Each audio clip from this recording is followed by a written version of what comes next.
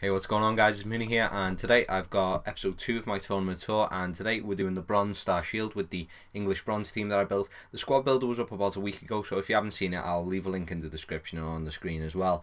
But otherwise, it was meant to go up like the day after or a couple of days after, just when I realised when I was about to upload it that I haven't even commentated it or cut it down, so that was my fault. But this week should be packed with videos, hopefully a lot of tournament tours, a lot of squad builders, so hopefully you guys enjoy that as well. I'm going to working with the guys at Machinima to try and get a good series on there that can also go into FIFA 13 as well, so I'll let you know when or if they do go up. But otherwise, tournament tour, I really do enjoy doing them. I know they don't get as many views as the squad builders because squad builders are quite popular. I don't know why the squad builders are popular. Maybe you just want to see the team, because I looked at the viewer retention from the analyticals you can, and many of you don't watch the end of the squad builders. I think, to be honest, when I watch squad builders, I just go on to see what team they've gone. I think that's what many of you guys do, but it doesn't really matter either, because this video is more about the tips of the players, and that the squad builder is just to show you what the team is and just give some overall views on the players. But we'll start off with the two strikers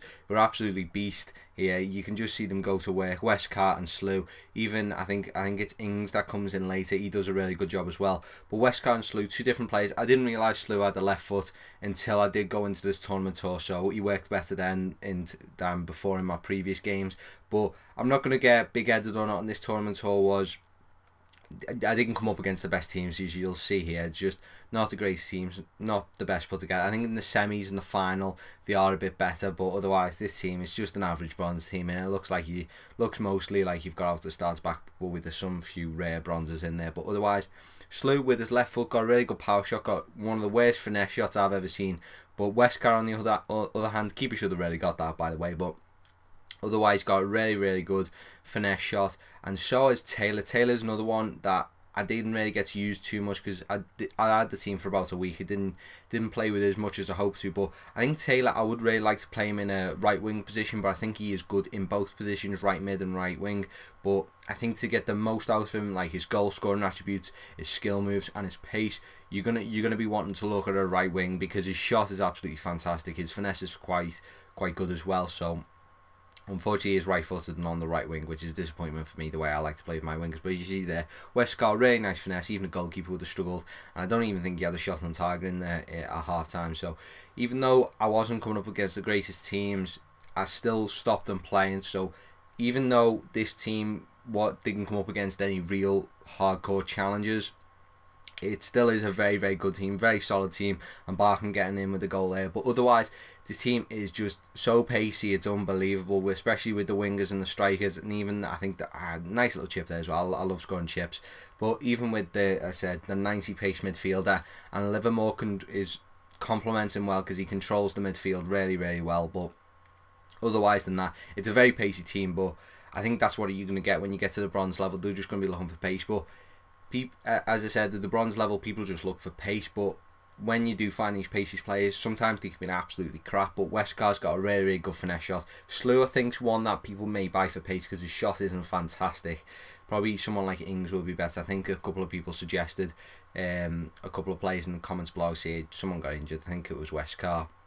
Unfortunately, my best striker. So this is the first real challenge to come up against. I think he's got Akinfenwa in there as well. I'm not sure. I can't really see the screen at the moment. But again, Ings, one of his key attributes is obviously, again, pace. I think he's got 87 pace, but he's got a really good finesse shot as well. And here, Taylor, I just wanted to put this in because I did I think a McGeady spin or a stop and turn. I don't know whether he's got 5-star skill moves, but I got a penalty from it, and Livermore steps up, my penalty taker, and of course, easily slotted away. Quite a good penalty as well.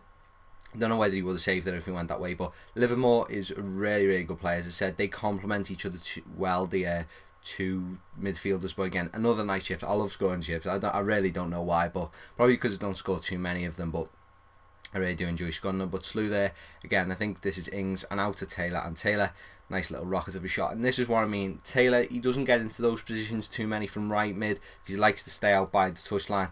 But otherwise, if he was right wing in a 4-3-2-1 formation, I think he'd work really well. So if you've tried Taylor in a 4-2-3-1 formation, please give me your opinion on him in the comments below. Do you prefer him as a right mid or a right wing? And if you've ever had any other bronze team, because I think the only other bronze team that I'd really think about building would be a bronze MLS team, which would probably be quite good as well. But again, another challenge here.